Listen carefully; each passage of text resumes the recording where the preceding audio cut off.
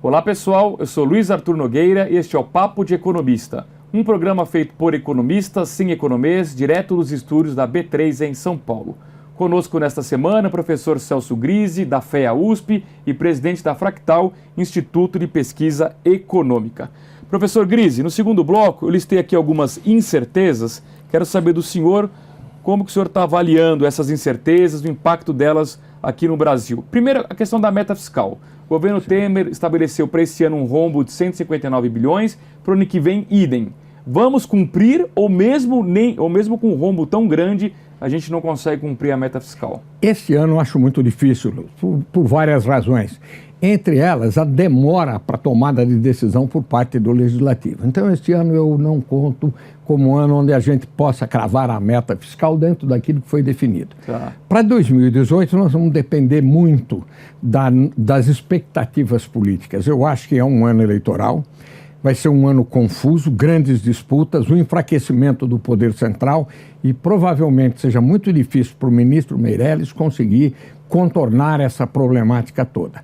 Mas certamente ele vai se aproximar se não conseguir cumprir completamente em 2018. O meu medo é quando o senhor diz que a chance de não cumprir é grande, pode vir aí aumento de impostos? Sem dúvida, sem dúvida. Os aumentos de impostos já estão sendo retardados mais do que deviam. É claro que não é uma ideia simpática, nenhum de nós gosta deste aumento de imposto e, sobretudo, creia, ele tem um grande defeito, que é atrapalhar o que nós conversaremos algum dia sobre investimentos. Acaba com a capacidade de poupança do povo brasileiro e, portanto, compromete o investimento que se podia vir aumentado. Então, de qualquer forma, é um problema grave. Investimento, eu já antecipo, será discutido no quarto bloco, no bloco da sexta-feira. Está ótimo. Professor Celso Grise, reforma da Previdência sai ou não sai? Sairá. A mini-reforma ou a reforma? Não, eu acho que não sai reforma, eu acho que sairá um avanço.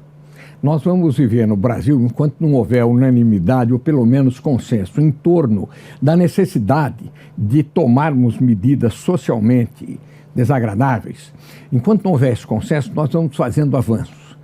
Eu sempre disse e vou repetir, eu acredito que o conjunto dos avanços no futuro represente alguma reforma, mas de curto prazo não, apenas algum avanço. Presidente Temer fica até o fim do mandato ou o senhor vê algum risco aí de uma reviravolta e a gente ter aí um tumulto, uma eleição indireta, e enfim? Francamente, eu acho que não há nem tempo para isso. Eu acho que o presidente fica, sim, e fica de alguma forma enfraquecido ainda mais do que já esteve nesses últimos períodos, mas vai se arrastar até o fim do mandato. Isso é mau, por um lado, é bom por outro, dará tempo das eleições serem organizadas e novos representantes chegarem à cena política nacional. Eu ouvi outro dia de um analista, ruim com Temer, pior sem ele nesse momento. É por aí? Eu acho que sim, acho que a transformação agora seria um ajuste de proporções quase impensáveis. O indivíduo entra e fica quanto tempo no poder? Ele mal senta na cadeira. Troca todo mundo, troca ministro. Meu Deus, é uma descontinuidade no meio das decisões. Agora, professor, nós temos aqui em 2018 o grande assunto, as eleições, e o mercado olha com uma certa cautela, com um certo temor, porque nós temos, é verdade, está longe ainda a eleição? Está longe, mas o fato é que nós temos hoje dois candidatos considerados com agendas populistas liderando as pesquisas.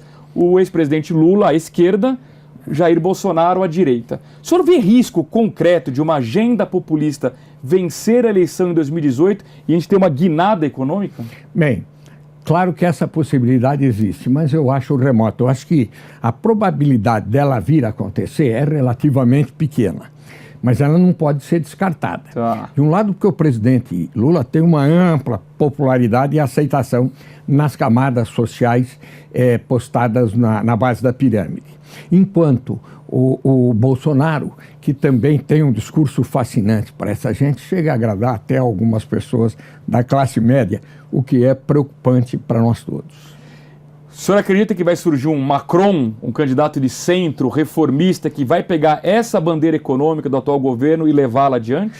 É no que eu acredito. Eu acho que o espaço está aí. Eu tenho visto muita gente se movimentar, cogitação de muitas pessoas. Eu chego a admitir essa hipótese como a mais plausível. Surgirá alguém capaz de reunir os pensamentos principais, as maiores necessidades, os maiores desejos que estão pairando, distribuídos pelas camadas sociais, e consolidar isso numa candidatura. Eu acho que, em grande medida, foi o que, mais ou menos, o João Dória fez aqui em São Paulo. Verdade. Luciano Huck, é uma utopia ou o senhor leva a sério essa possibilidade? Eu vejo como uma utopia. O Luciano não se preparou para isto. Ser presidente do Brasil, por mais que a gente possa criticar a conduta do Lula ou a conduta do Temer, foram anos seguidos de muita preparação. Preparação política, você tem que negociar a exaustão. Você tem que conhecer essas forças. Você tem que ter sob controle as suas vontades. Elas são, de modo geral, negociadas para poder alcançar um consenso. Claro que, em outro caso que eu citei, faltou talvez um pouco mais de civismo. O melhor exemplo seria do Fernando Henrique. Fernando Henrique foi uma pessoa que conseguiu reunir aquilo que era possível reunir naquela ocasião e levar o país para uma direção saudável. Talvez alguém tivesse levado melhor, talvez alguém tivesse levado pior. Eu quero apenas acrescentar, as circunstâncias do momento limitaram as possibilidades de uma atuação mais exuberante, mas eu acho que é isso que vai acontecer agora também. Muito bem, professor Celso Grise, presidente da Fractal, Instituto de Pesquisa Econômica, conosco nesta semana no Papo de Economista. Ele volta amanhã com o quadro Cara ou Coroa. A você um grande abraço e até lá.